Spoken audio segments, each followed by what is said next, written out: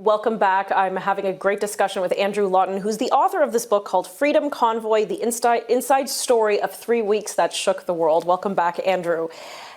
We heard now how the convoy started in this, tiny but still significant incident from one trucker's experience at the border crossing. But quickly it ballooned, and there seemed to be a plethora of persons either representing or organizing for the convoy. One name stuck out and still continues to stand out is Tamara Lich.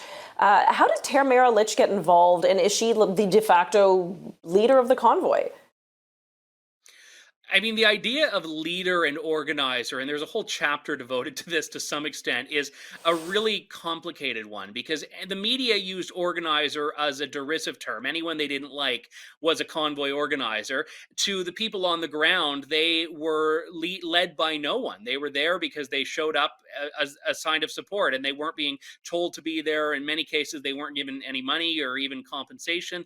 And Tamara Lich was certainly involved very early on. So this core group that had Chris Barber and Bridget Belton in it, they were talking, and Tamara Lich came on pretty early on and said, "Hey, you guys, I'm going to start a social media page for you and a GoFundMe," and did that. And they were all very, very welcoming of her because she was offering to do this thing that they weren't doing, because originally it was all word of mouth and TikTok videos and stuff like that.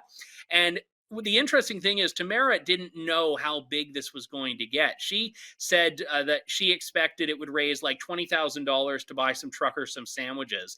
And it was Chris Barber that told her, I think it was to set it at $250,000 for the fundraising target. And she said, "You're crazy. I'm doing 100, but even that's too much." And they met that. I think it was in a little over 24 hours. And within a week, they were at $1 million.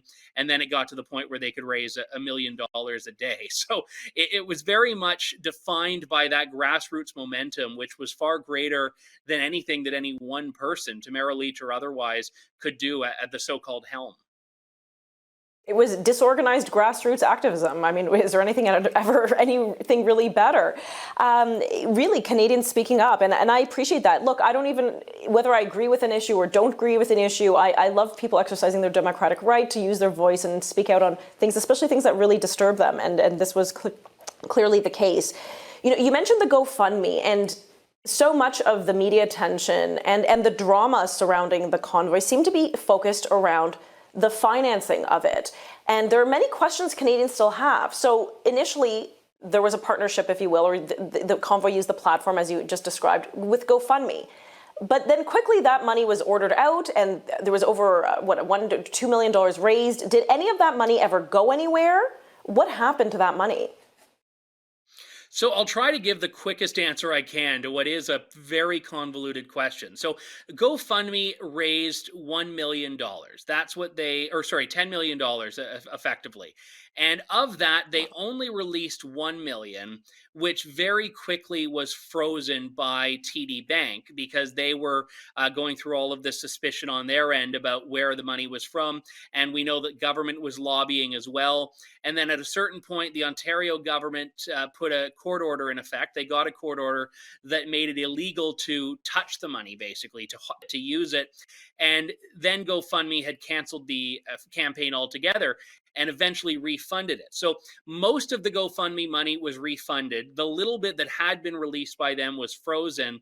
So then they pivoted to Give Send Go, which is an American company. And through that, they raised even more than they had with GoFundMe in a fraction of the time. But all of the restrictions that the Canadian government put in place through the Emergencies Act effectively made it impossible to get that money into Canada. So it was ultimately refunded as well. So of the online donations, only about, I think it was $36,000 were ever claimed by the convoy. And that money almost all went into fuel. But the thing was, and this is where I think the media got it wrong and the government got it wrong, money was not the fuel, pardon the pun, of the convoy. It was a symptom. It was an outcome of the grassroots support that we were talking about.